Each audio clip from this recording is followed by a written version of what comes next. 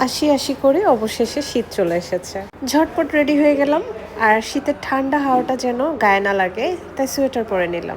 অটোর বাতাস শীতের সময় যে খেয়েছে সে জানে, বাইরে পায় নাক কান গলা সব একদম বন্ধ হয়ে যায়। এত সুন্দর করে টিপটপ হয়ে রেডি হয়েছি, কোথায় যাব চলেন আপনাদের সাথে শেয়ার করি। যেই চিপাগুলিতে না গেলে মাঝে মাঝে আমার ভাত হজম হয় না, সেই চিপাগুলিতে আজকে যাব।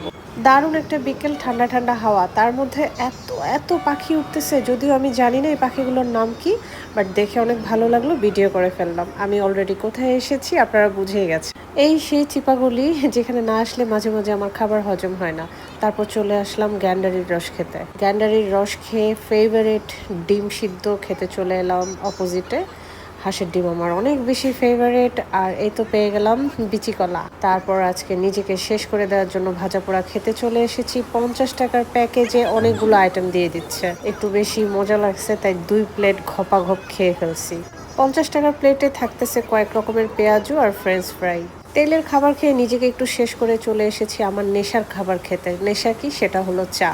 চা শেষ করে কোথায় চলে এসেছি বলেন তো? ইস্টার্ন মলিকে কিন্তু টুকটাক অনেক শপিং করা হয়, ওদের অনেক কিছুই আমার ভালো লাগে। আজকেও দেখার জন্য চলে আসছি, বাট যেটা আমি চেয়েছিলাম সেটা আপাতত নাই, পরে আসবে। এরপরে আমার অনেক বেশি দরকারি একটা জিনিস আমি খোঁজ করছিলাম, খোঁজ করতে করতে সবার কাছে জিজ্ঞেস করছিলাম, তারা আমাকে একটা দোকানের অ্যাড্রেস দিল, ওখানে চলে গেলাম। আমার একটা সাদা ধপধপে চাদর দরকার ছিল। মোটামুটি আমি যেটা চেয়েছি পেয়ে গেছি। দোকানে এসেছি, দোকানদারকে বললাম, উনি বের করে দিল। এসি কাঁথা বা এসি চাদর, হোয়াট এভার ইউ কল, এটাকে অনেকভাবে ইউজ করা যাবে। আমার খুব প্রয়োজনীয় একটা জিনিস ছিল, শেষমেশ আমি পেয়ে গেলাম আমার সাদা চাদর।